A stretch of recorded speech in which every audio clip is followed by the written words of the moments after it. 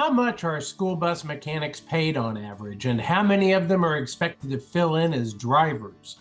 We cover those questions and more in the 2023 School Bus Fleet Maintenance Survey, and we'll discuss some of the answers in just a bit. Welcome to The Route, our school bus fleet content series. I'm Wes Platt, Executive Editor. Before we get to it, please click like on this and all our other videos and subscribe to our YouTube channel. Please connect with us on Facebook, Twitter, LinkedIn. You'll find links to those social media channels in the details of this video.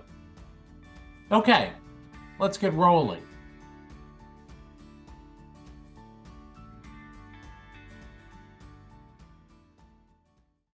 So in this episode, I want to go over some of the results from our latest maintenance survey.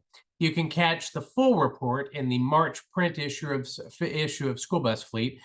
Our highlights include the average hourly wage for a school bus technician rose $1.46 compared to last year, from $20.50 to $21.96. That's good, I suppose, but the bad news is that more than half the survey respondents said that driver shortages required them to go behind the wheel and handle routes, hampering productivity in the garage. Wrote one respondent, "With technicians covering routes, we are limited on the number of available hours during the day. Our technicians are working nights and weekends, and we worry about burnout factor." The average technician has about 26 school buses to manage. About 2/3 of respondents were expected to handle upkeep on vehicles from 2 or 3 manufacturers. One of the biggest and most consistent pain points reported by our survey respondents, the high price of parts. From tires, batteries, and brake fluid, brakes and fluids, electronics, engine parts. One district reported an average increase of 19% on their top 10 school bus parts, particularly among electronics and metal components.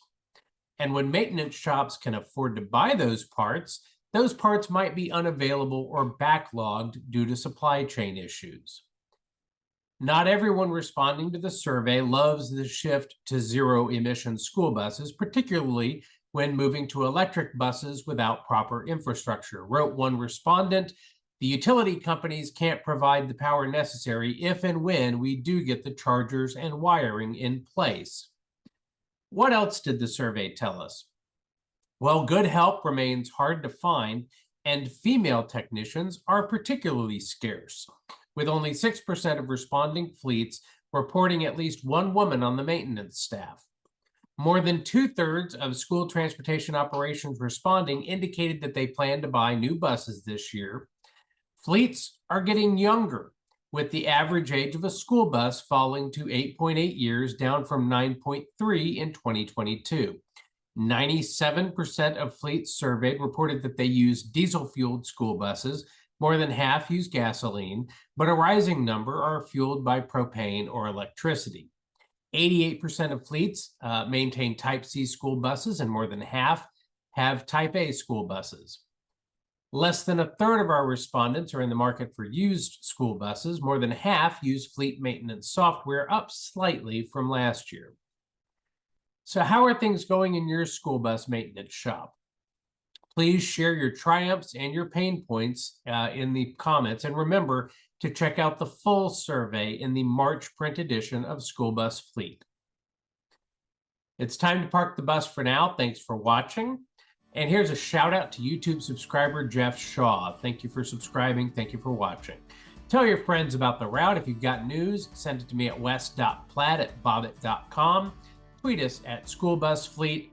Sign up for our twice-weekly email newsletters at schoolbusfleet.com. Drive safely, and see you next time on The Route.